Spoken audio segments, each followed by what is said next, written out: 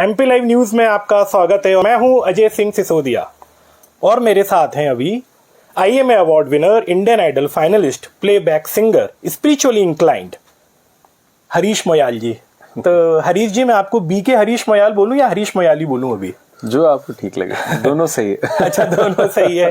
तो हरीश मोयाल जी हमारे साथ हैं। मेरा पहला सवाल तो आपसे यही, हमने आपको देखा इंडियन आइडल में, आप फाइनलिस्ट भी रहे हैं, आप प्लेबैक सिंगिंग भी आपने की है, अवार्ड्स भी आपने काफी सारे जीते हैं। तो ब्रह्मा कुमारी की तरफ कैसे रुख हो गया? अजय जी, मेरे गुरुजी जिनसे मैं म्यूजिक सीखता था, वो मुझे म्यूजिक के साथ में कभी कभी वरदान और स्लोगन भी सुनाते थे। तो शुरू में तो समझ नहीं आता था कि यार ये क्या है, क्योंकि वो जो 15, 16, 17 साल की उम्र होती है ना, उसमें लोगों को लगता है कि अभी हमें स्पिरिचुअलिटी की जरूरत नहीं है। उसकी जरूरत तब पड़ती है जब पूरा सिस्टम बिगड़ चुका होता है। सो उनकी कोशिश जारी थी म्यूजिक के साथ में थोड़ा स्पिरिचुअलिटी मुझे देने की, पर क्या होता है कि जब भाग्य में होता है तब मिलता है। तो उन्होंने वो बीज जो जब से डाला था, तो वो जाके पनपा जब मैं मुंबई गया और मुझे लगा कि नहीं यार, ये लाइफस्टाइल तो नहीं ठीक है। गुरुजी का नाम क्या था? पंडित कृष्णकांत शुक्ल जी। तो उज्जैन में थे, फिर इंदौर आ गए थे। सो जब सब कुछ हो गया जीवन में, फिर मुझे जब भगवान की याद आई ना, तो फिर भगवान ने ऐसा हाथ पकड़ा, आज से मैं बोलूँगा करीब 10 साल पहले। एक अनुभूति होती है, तो वो अनुभूति अपने ढंग से कराता है भगवान, सबको टच करता है एक ना एक बार। और फिर उसके बाद में बस आज तक वही चला रहा है। फिर उसके बाद में मैंने चलाना बंद कर दिया। 10 साल पहले वो क्या पल था जब आपको भगवान की बहुत जरूरत हुई? देखिए क्या होता है, मुंबई ऐसा शहर है कि वो ना उज्जैन से बहुत अलग है। तो हमको लगता है कि यार वहाँ पे ना बहुत अच्छा है, ऐसा हो जाए तो ऐसा कर लेंगे, वैसा हो जाए। लेकिन जब वहाँ पहुँच जाते हैं ना, तो हमको लगता है अरे ऐसा तो हो गया, लेकिन ऐसा तो हुआ ही नहीं। तो अल्टीमेटली इंसान से अगर पूछे कि उसकी प्रायोरिटी क्या है, तो वो कहता है कि भाई खुश रहना है मुझे। तो उसे बोले खुशी तुझे कैसे मिलेगी, तो अलग अलग रास्ते बताता है खुशी के, कि मुझे इतने पैसे मिल जाए तो खुशी मिल जाएगी, इतनी गाड़ी मिल जाए तो खुशी हो जाएगी, मेरे फिल्मों में इतने गाने आ जाएं। क्राइटेरिया अलग अलग होता है। लेकिन जब वो वहाँ पहुँच जाता है ना, फिर वो नई खुशी ढूंढने लगता है। वो बोलता है यार मैं आ तो गया, लेकिन खुशी तो मिली नहीं, ये कहाँ गई? उल्टा और कम हो जाती है। सो मुझे लगता है कि खुशी एक इनबिल्ट सेंसर है जिसको कि आपको महसूस करना होती है। और मटेरियलिस्टिक चीज़ों में या सफलता, सो कॉल्ड सफलता में खुशी है नहीं। खुशी जो है वो तभी मिल सकती जब आपको अतीन्द्रिय सुख मतलब जब आपको इन इंद्रियों से परे, बियॉन्ड, जो जैसे विक्रमादित्य जी की मूर्ति आप देखेंगे तो उसमें वो कहते हैं सिंहासन 32 ही, तो 32 जो उनकी कर्मेंद्रियां थी, हम तो पंचेंद्रियों पे ही नहीं काबू कर पाते, पर उन्होंने तो 32 कर्मेंद्रियों को अपने वश किया था, तब जाके वो राजा विक्रमादित्य बने। सो हमारे उज्जैन के इसलिए थोड़ा तो मुझे लगता है कि स्पिरिचुअलिटी हमें ये सिखाती है कि हमारी जीवन का लक्ष्य क्या है। तो अगर हम खुशी ढूंढ रहे, तो मुझे लगता है कि खुशी देने वाला एक ही माध्यम है इस दुनिया में जो सबसे ज्यादा खुशी देता है, वो है परमपिता परमेश्वर। और वो जब खुश करते हैं ना किसी को, तो कहते हैं ना भगवान जब देता है तो छप्पर फाड़ के देता है। इतने सारे स्पिरिचुअल ऑर्गेनाइजेशंस हैं, लोग, बहुत सारी धार्मिक संस्थाएं हैं, मान्यताएं हैं, उसके उन सब के बीच में ब्रह्मा कुमारी से कैसे? मेरे गुरुजी ने वही बताया, बाकी कोई संत ने आके मुझे पकड़ा ही नहीं। आपके दिमाग में कोई कंफ्यूजन नहीं था? नहीं, कंफ्यूजन क्या होता है, जब आप भक्ति कर रहे होते तो हमारे उज्जैन में एक तालाब है, क्षीर सागर तालाब, तो मैं वहां जाके बैठ के 7 बार हनुमान चालीसा का पाठ करता था। मुझे लगता था एक दिन हनुमान जी आएंगे और मुझे बोलेंगे बोल बच्चा तुझे क्या चाहिए।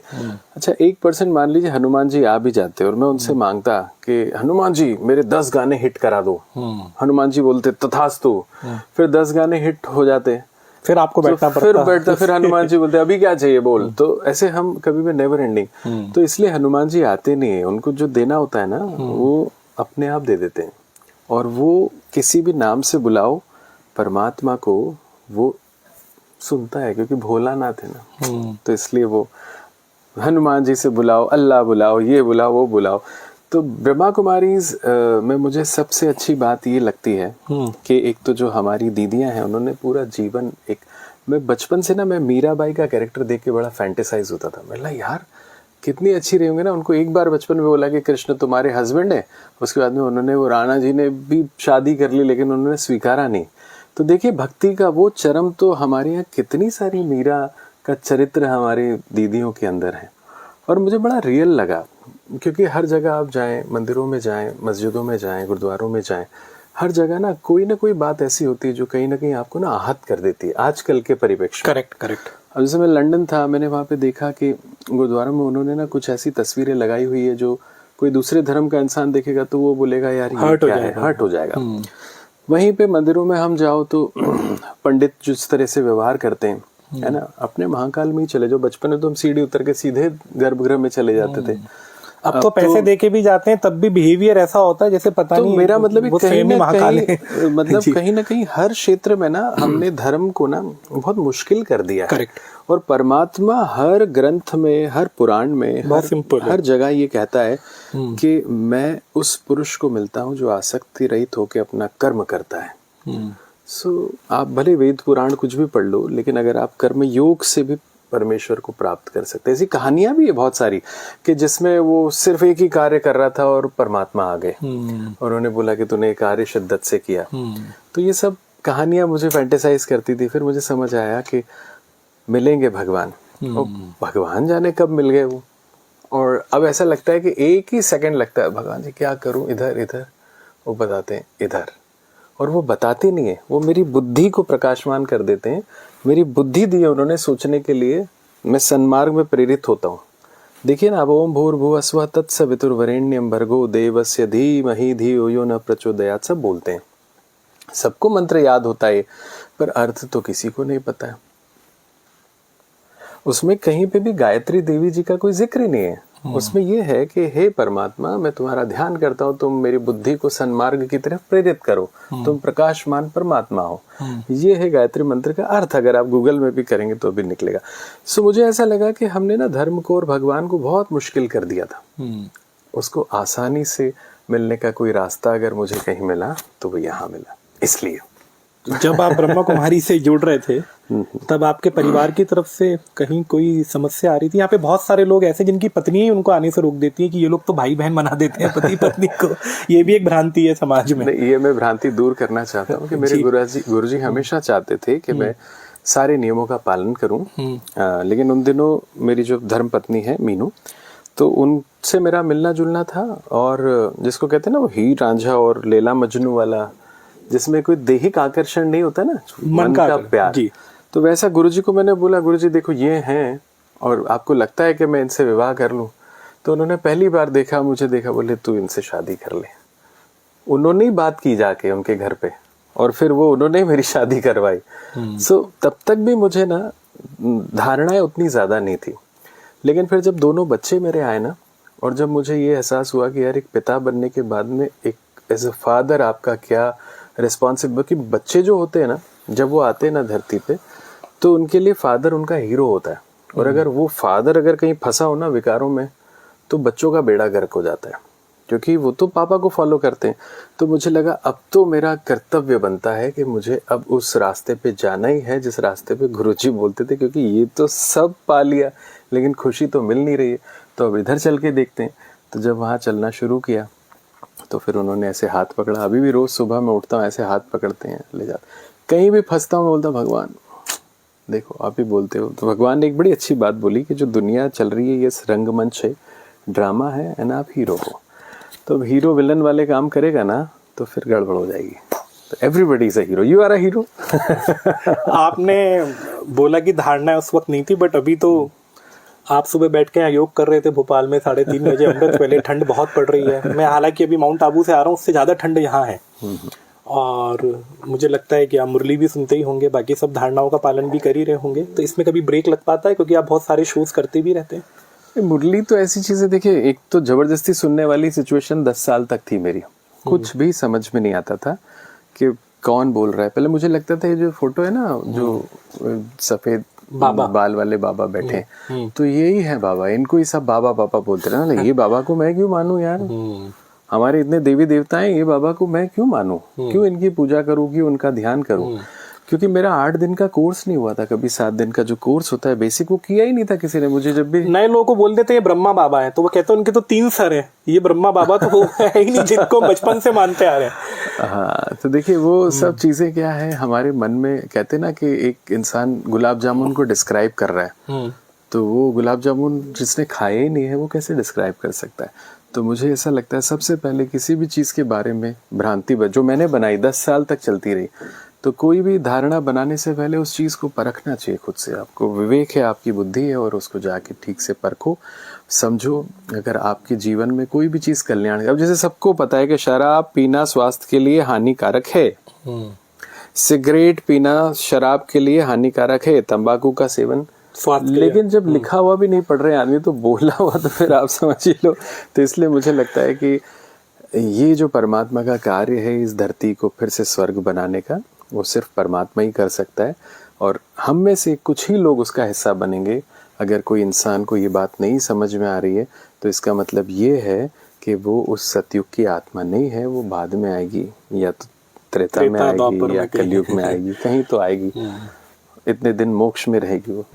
आप एक कलाकार हैं और अच्छे गायक हैं, अब आप स्पिरिचुअल सिंगिंग ज्यादा कर रहे हैं, तो आपने अपने आप को रिस्ट्रिक्ट कर लिया है, ऐसा लगता है आपको? हाँ, मुझे भी लगता है और मुझे ये भी लगता है कि इसकी वजह से ना शायद थोड़े शोज मेरे कम हो गए। लोगों को लगता है रे तो संत आदमी ये कहाँ अग्रवाल साहब के यहाँ शादी में डांस कराएगा लेकिन एक बात बताऊं आपको कि भगवान ना इधर से नहीं तो इधर से दे देता है, वो भरपाई कर देता है, और आदमी ना उतनी रोटी खाता है और वैसे ही घर में रहता है। आप जरूरत से ज्यादा जब धन कमाने लगते हो ना, तो फिर वो धन जो है वो आपके जीवन में दुख का कारण बनता है। तो ये हमारी किताबों में लिखा है, बड़े बुजुर्गों की ये सीख है।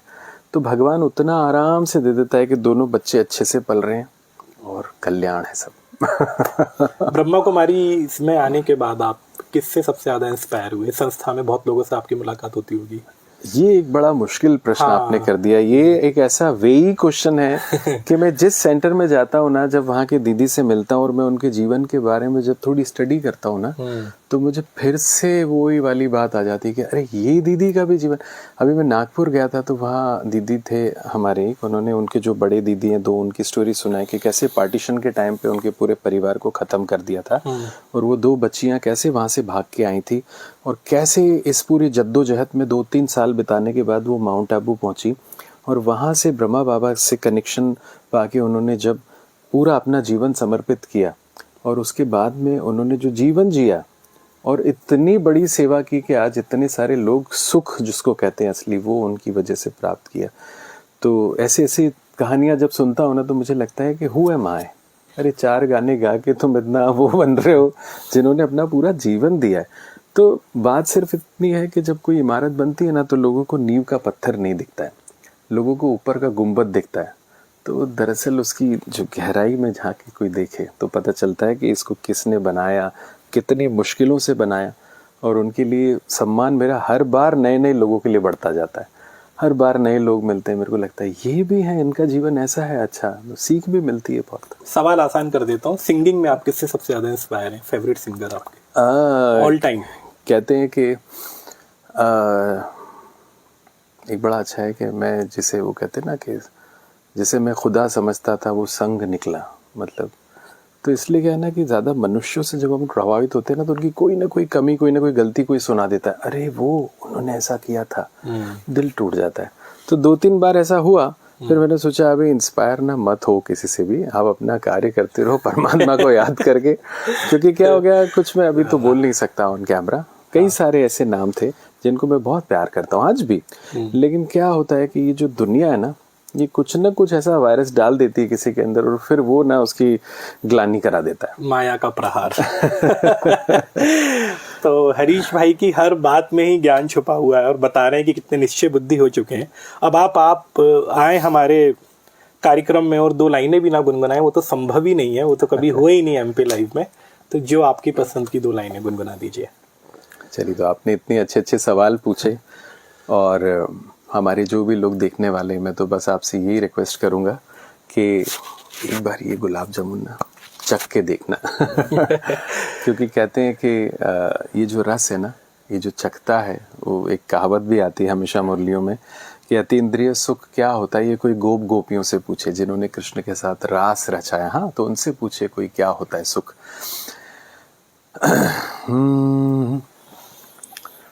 जुड़ गई है मन की तार तुमसे, शक्तियां मिल रही अपार तुमसे, भाग्य के द्वारे खुले हमको हमारे मिले, आई जीवन में ये बहार तुमसे ओ बाबा।